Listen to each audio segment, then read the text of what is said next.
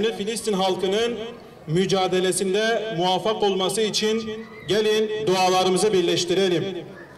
Bütün halkımızı işgal altında olan ilk kıblemiz Mescid-i Aksa'ya, Filistin'e sahip çıkmaya ve kardeşlerimizin yanında durmaya davet ediyoruz. Basın açıklamamız birazdan başlayacak.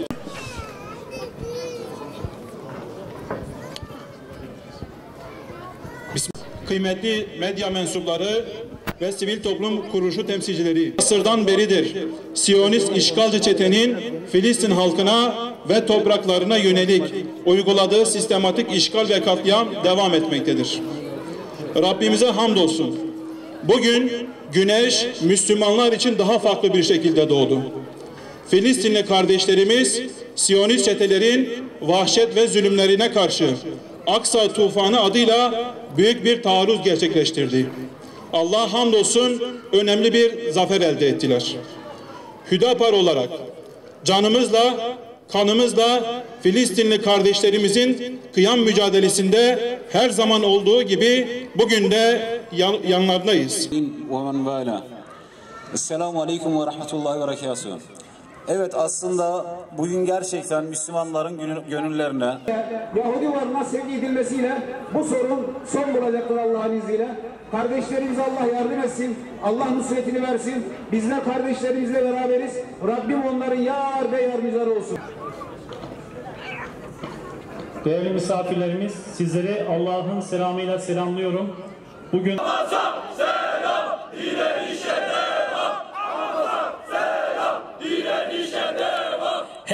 Müslüman kardeşlerinin yanında yer almalıdır. Bugün değilse ne zaman? Filistinli Müslümanlar işgale karşı direnişçileri asla yalnız bırakmamalıdır. Siyonist çete işgal ettiği Filistinli topraklardan def olmalıdır. Onları def edecek mücahitler desteklenmelidir.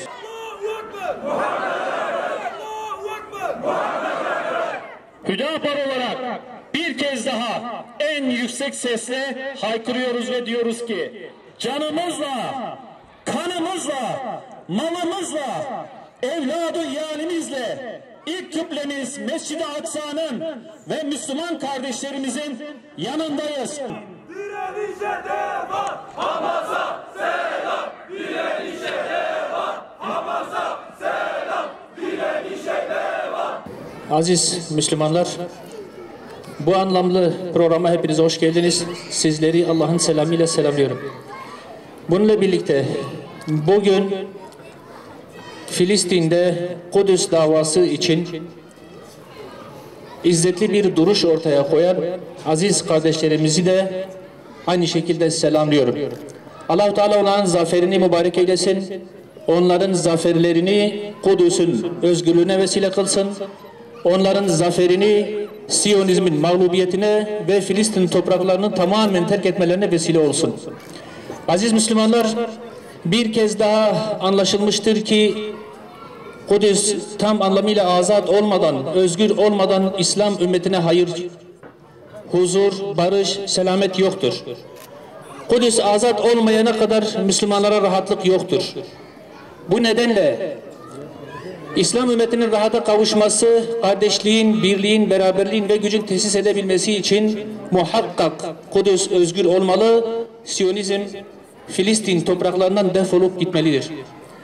Bu vesileyle ben Yahudilere de bir mesaj vermek istiyorum.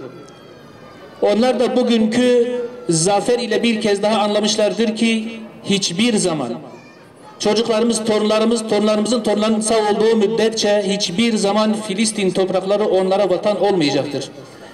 Bu nedenle kendilerinin de barışa kavuşabilmeleri, dünyanın da huzur ve barışa kavuşabilmesi için bir an önce geldikleri yerlere dönsünler, topraklarımızdan ellerini çeksinler. Yoksa asla orası onlara vatan olmayacaktır.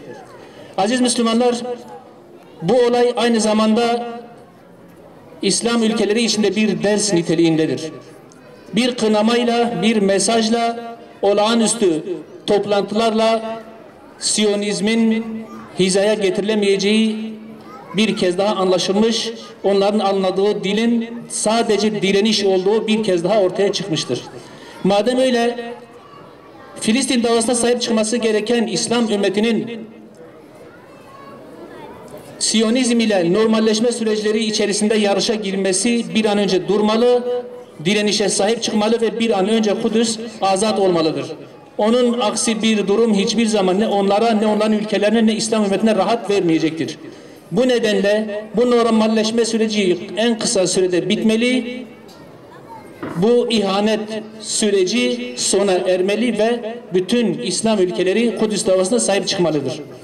Bir kez daha sizleri Allah'ın selamıyla selamlıyorum. Kudüslü kardeşlerimizin, Filistinli kardeşlerimizin zaferini bir kez daha selamlıyorum. Allah-u Teala bu zaferi Kudüs'ün özgürlüğüne vesile kılsın inşallah. Esselamu Aleyküm ve Rahmetullahi ve Berekatuhu. Rabbimizden niyazımızdır.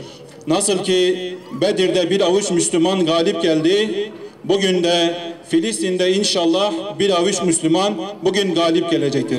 Rabbimiz onlara zaferi nasip etsin.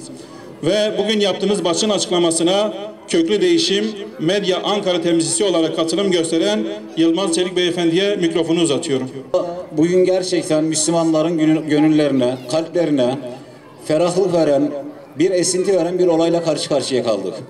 Bugün aslında Müslümanların birlikte olma zamanı, dayanışma zamanı, dertleşme zamanı. Bugün aynı zamanda Yahudi varlığının, işgalci, gasip Yahudi varlığının ne kadar korkak olduğunu, ne kadar zelil bir şekilde mübarek topraklarını terk ettiğini görüyoruz. Misafirlerimiz, değerli konuklarımız, günün anlam ve Hüdapar Ankara İl Başkanımız Sayın Ahmet Karaaslan'a mikrofonu uzatıyoruz. Euzubillahimineşşeytanirracim. Bismillahirrahmanirrahim. Bir asırdan uzun bir süredir Siyonist işgalci çetenin Filistin halkına ve topraklarına yönelik uyguladığı sistematik işgal ve katliam devam ediyor.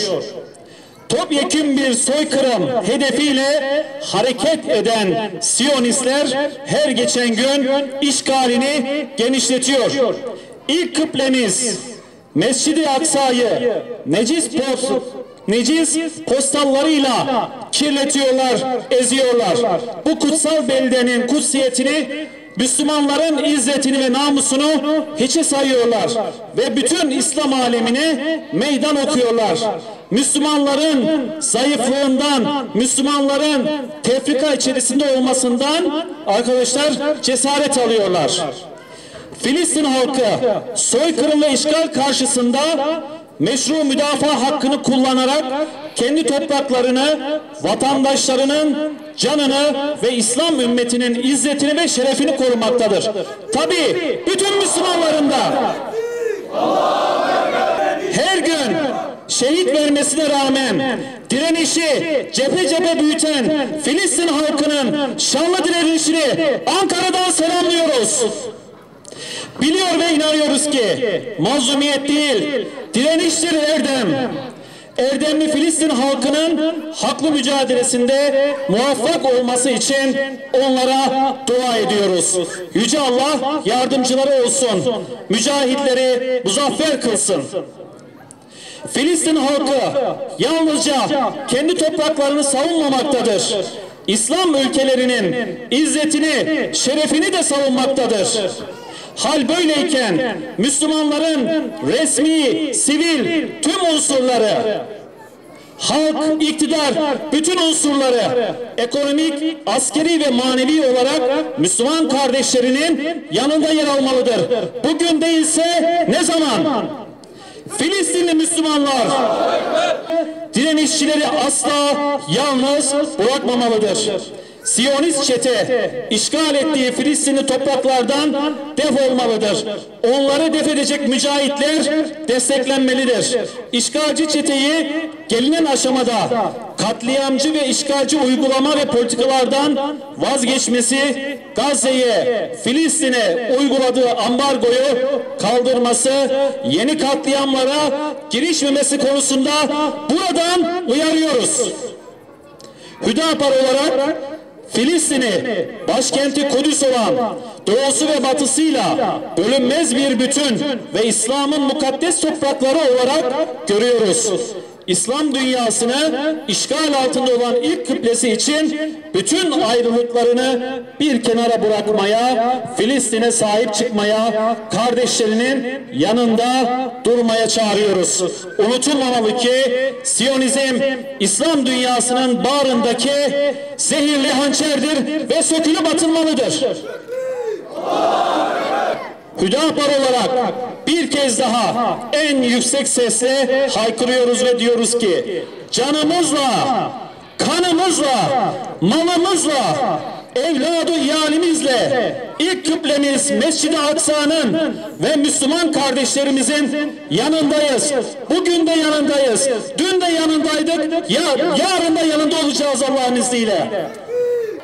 Filistin'in, Mescid-i Aksa'nın özgürlüğe giden her meşru eylemin yanındayız.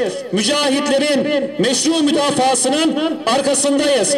Bugün İsrail kalkmış, bütün sorumluluğu Müslümanlara biz bir eylem yapmadık, buna karşılık yapılmış bir eylem var gibi geçmişte yaptığı kanlı eylemleri örten açıklamalarını esefle kınıyoruz. Müslümanların destekçisiyiz. Bu yolda üzerimize düşen her türlü fedakarlığı yapmaya hazırız. Filistin halkına selam olsun. Kahraman mücahitlerimize selam olsun. Direnişe ve dirilişe selam olsun. Velhamdülillahi Rabbil Alemin. Direnişe devam. Hamas'a selam. Direnişe devam. Allah'ım tüm kalbimizle canı gönülden ellerimizi açtık, sana dua ediyoruz. Ya Rabbim senden diliyoruz, senden istiyoruz. Yüreğimizden gelen feryatlarla ve yakarışlarla sana yöneliyoruz.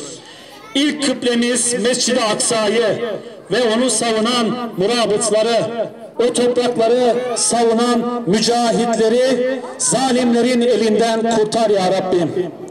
Allah'ım bizi yeryüzünde bütün mazlum kardeşlerimizin acısını yüreğinde hisseden, onlara yardım için seferber olan evlatlarını Kudüs şuuruyla, Filistin şuuruyla yetiştiren müminlerden eyle. Ve şu gözlerimizi İslam topraklarından sökülüp, İsrail'in sökülüp atılmasına nazar eyle. Bizleri de göster ya Rabbim o günleri.